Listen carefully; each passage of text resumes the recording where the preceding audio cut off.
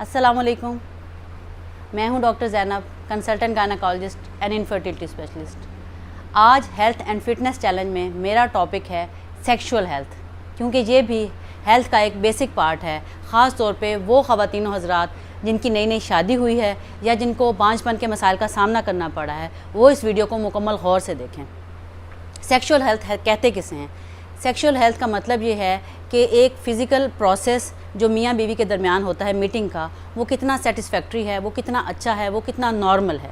क्योंकि ये बेसिक शर्त है उन लोगों के लिए जिन्होंने बच्चा पैदा करना है और इस नस्ल को आगे चलाना है।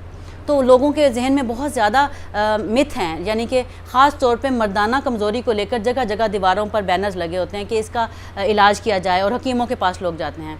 तो दो तीन बातें जो मैं क्लियर करना चाहती हूँ। सबसे पहले मर्दाना कमज़ोरी के बारे में कि नाइट फॉल हो जाना या रात को कतरे गिर जाना या ख्वाब में कुछ इस तरह का आ जाना, ये नॉर्मल है। इसे हम उर्दू में एहतलाम कहते हैं। तो ये एहतलाम हो जाना ये नॉर्मल है।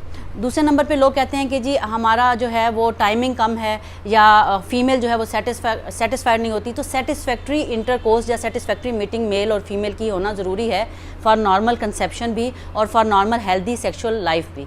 तो इसके लिए क्या चीज़ें ज़रूरी हैं, प्री रेक्विजिट्स क्या हैं? प्री रेक्विजिट में सबसे पहले सेक्सुअल हेल्थ भी रिलेटेड है आपकी मेंटल हेल्थ से। अगर इंसान जहन में एक चीज़ है उसको नेचुरल तरीके से करता है और सही तरीके से करता है और उसके जहन में इसके बारे में गलत बिलीव्स नहीं होते, तो कोई प्रॉब्लम नहीं होता।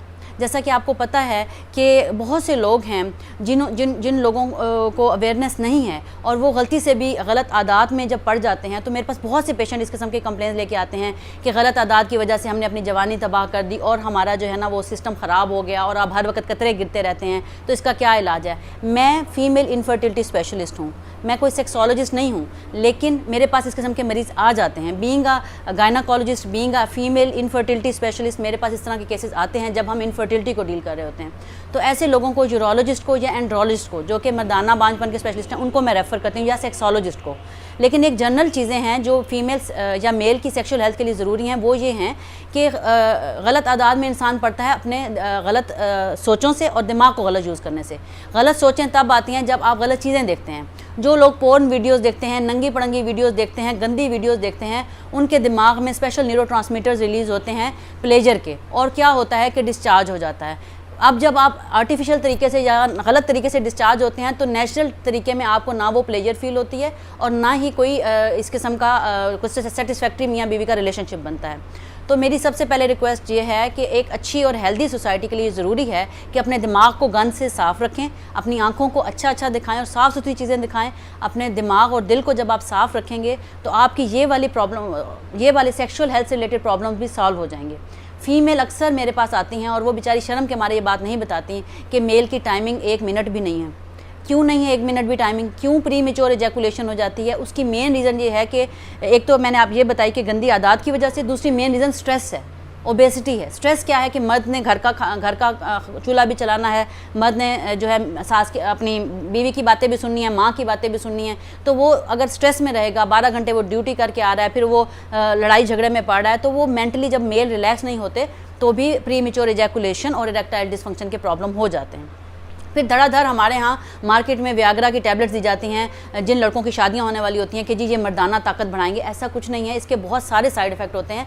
तो इसको जो है ना, अव्वल तो इसको यूज़ नहीं करना चाहिए, और अगर यूज़ करें भी तो उसको डॉक्टर के मशवरे के बगैर नहीं यूज़ करना चाहिए। अगर मेल को ये लगता है कि उसके अंदर मर्दाना कमज़ोरी है तो प्रॉपर डॉक्टर से कंसल्ट करना चाहिए और मेल इनफर्टिलिटी स्पेशलिस्ट से कंसल्ट करना चाहिए। और इस तरह की दवाइयाँ, इनके अंदर सिल्डेनाफिल होता है जो कि वेजोडाइलेटर होता है। वक्ती तौर पे वो वेंस को यानी कि रगों को डायलेट करके उनका प्रेशर बढ़ा देता है वक्ती तौर पे।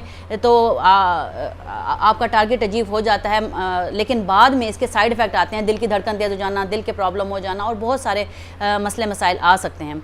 तो जो बेहतरीन ट्रीटमेंट है फ़ीमेल और मेल की सेक्सुअल हेल्थ को ठीक करने के लिए, वो सबसे पहले अपने जहन को ठीक करना, गंदे ख्यालात से पाक करना, पॉजिटिव सोचना। दूसरे नंबर पे अपनी डाइट अच्छी रखना, मोटापे से बचना, हेल्दी डाइट लेना। और तीसरे नंबर पे बहुत इंपॉर्टेंट है कि इस किस्म के जो बिलीव और मिथ्स हैं उनसे हटा जाए।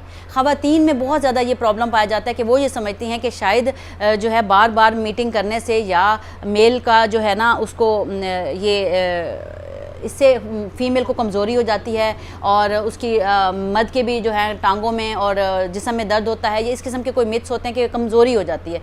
देखिए, नॉर्मल जो हमल करने के लिए ज़रूरी है कि मियाँ बीवी हफ्ते में कम से कम 2 से 3 बार मिलें। ये मिनिमम रिक्वायरमेंट है, ठीक है। मैक्सिमम डेली भी हो सकता है, ये पर्सन टू पर्सन वेरी करती है उसके हार्मोन्स के मुताबिक।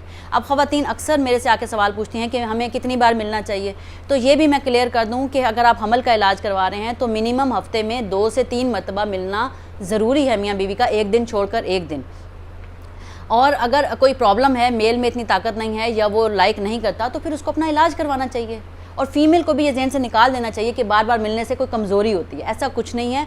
अगर आपका जहन साफ़ है और आप इस नीयत से आपके बिलीव्स ठीक हैं, बिलीफ सिस्टम पे काम करना होगा और ये इस चीज़ को समझना होगा कि सेक्स एजुकेशन कोई बैन नहीं है, कोई गुनाह नहीं है। ये भी एक तालीम है कि ये एक नेचुरल प्रोसेस है और इस तालीम को देने के लिए एक प्रॉपर डॉक्टर्स और टीचर्स को आगे बढ़ना चाहिए और हमारे जो हैं नौजवान नस्ल को प्रॉपर तालीम देनी चाहिए ताकि वो गुमराही से बच सके।